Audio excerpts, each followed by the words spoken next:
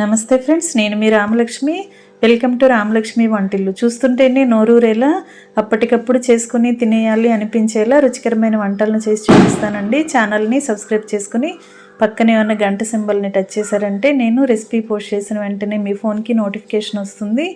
Open చేసి చూసి మీరు కూడా కుక్ చేసి ఫ్యామిలీకి సర్వ్ చేసి వారందరూ అందించే పొగడ్తలకు పొంగిపోతారని ఆశిస్తూ ఈరోజు చాలా జ్యూసీగా టేస్టీగా ఉండే గులాబ్ జామున్ చేసి చూపించబోతున్నానండి. ఇన్స్టెంట్గా చేసుకునే గులాబ్ జామున్ చాలా సింపుల్గా చేసుకోవచ్చు. చాలా టేస్టీ రెసిపీ అండి. చిన్నపిల్లలకు పెద్దవారికి బాగా నచ్చుతుంది. వీడియోని మధ్యలో స్కిప్ చేయకుండా ఫస్ట్ నుంచి లాస్ట్ వరకు చూసినట్లయితే రెసిపీ అంతా కూడా క్లియర్గా అర్థమవుతుంది. మీరు కూడా చేసి చూడండి. గులాబ్ జామున్ కోసం పిండిని జల్లించుకుందాం. ఒక గిన్నెను తీసుకుని దానిలో జల్లెడ పెట్టుకుని జామున్ ప్యాకెట్ని కట్ చేసుకుని పౌడర్ అంతా కూడా ఇలా జల్లెల్లో వేసుకోండి.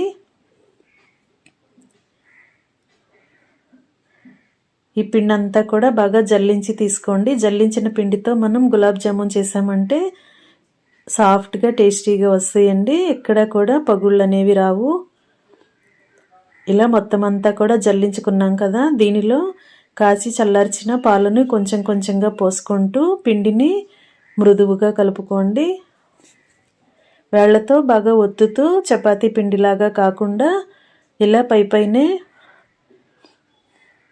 పాలని కలుపుకుంటూ పిండి ముద్దని చేసుకోండి. ఒకేసారి ఎక్కువ పాలు పోయకుండా కొంచెంగా చూసుకుంటూ పోయండి.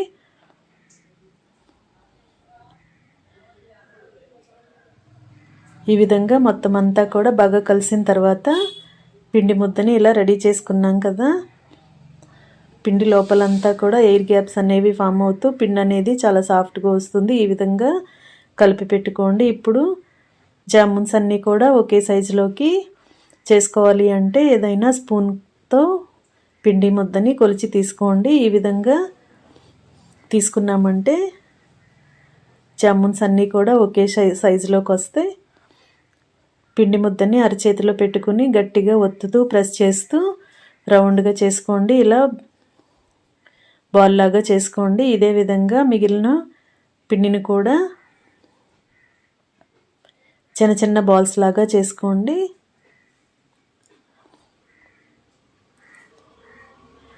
ఛానల్ని ఫస్ట్ టైం వాచ్ చేస్తున్న వారు సబ్స్క్రైబ్ చేసుకుని పక్కనే ఉన్న బెల్ బటన్ క్లిక్ చేయటం మాత్రం మర్చిపోకండి.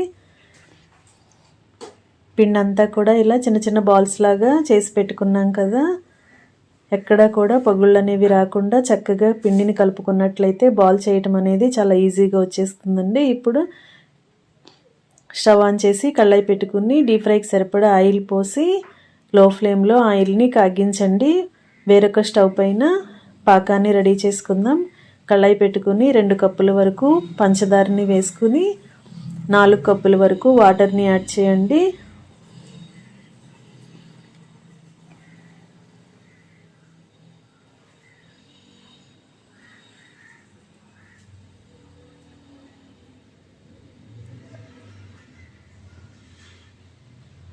ఇలా 4 కప్పుల వరకు వాటర్ని పోసాం కదా, పంచదారని వాటర్లో బాగా కరిగేంత వరకు గరిటెతో కలుపుకుంటూ పాకాన్ని ఉడికించండి. షుగర్ సిరప్ అనేది ప్రిపేర్ అయ్యేంత వరకు కూడా ఇలా పాకాన్ని ఉడికిస్తూ ఉండాలి.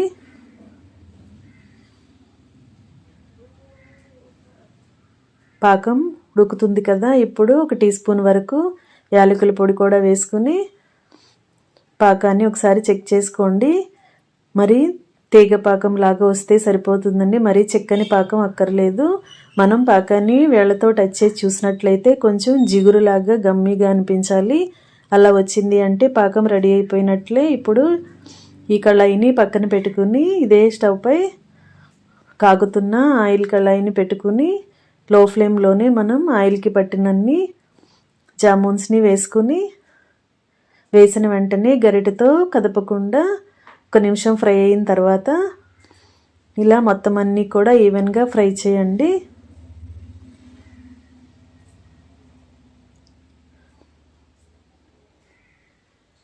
ఈ విధంగా లో ఫ్లేమ్లో మనం గరిటెతో ఎక్కువసేపు కదపకుండా ఇలా చాలా స్లోగా జాగ్రత్తగా జామున్స్ని డీప్ ఫ్రై చేయాలి.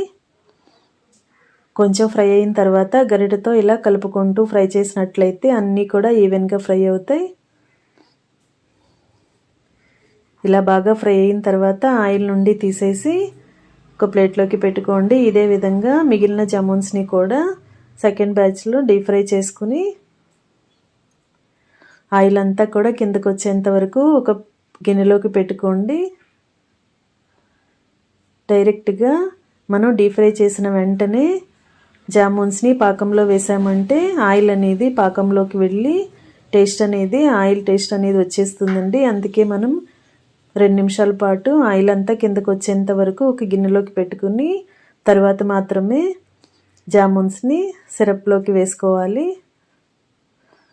ఇలా డీప్ ఫ్రై చేసిన గులాబ్ జామున్ అన్నీ కూడా షుగర్ సిరప్లోకి వేసేసుకున్నాం కదా. ఇప్పుడు ఒకసారి జ్యూస్ మొత్తం కూడా జామున్స్కి అంటుకునేలా బాగా కలిపి కళాయికి మూత పెట్టి ఒక 2 గంటల వరకు పక్కన పెట్టండి. 2 గంటల తర్వాత చూసినట్లయితే జామున్స్ అన్నీ కూడా షుగర్ సిరప్ని బాగా పీల్చుకుని చాలా జ్యూసీగా టేస్టీగా వస్తాయి. అంతేకాకుండా చాలా పొంగుతూ ఉన్నట్లుగా సాఫ్ట్గా వస్తాయండి. ఈ విధంగా షుగర్ సిరప్ని బాగా పీల్చుకుని నానాయి కదా, ఇంకా సర్వింగ్ ప్లేట్లోకి తీసుకుని ఫ్యామిలీకి సర్వ్ చేసుకోవటమే. జ్యూసీగా టేస్టీగా ఉండే గులాబ్ జామున్ రెడీ అయిపోయాయి. రెసిపీ నచ్చినట్లయితే మీరు కూడా నేను చూపించిన విధంగా పిండిని కలిపి ఒకసారి చేసి చూడండి. మీకు కూడా ఈ సిరప్ జ్యూసీగా ఉండే గులాబ్ జామున్ అనేది బాగా నచ్చుతుంది. రెసిపీ నచ్చినట్లయితే వీడియోకి లైక్ చేయండి, ఛానల్ని సబ్స్క్రైబ్ చేసుకుని పక్కనే ఉన్న బెల్ బటన్ని క్లిక్ చేయండి. Thanks for watching. నేను మీ రామలక్ష్మి.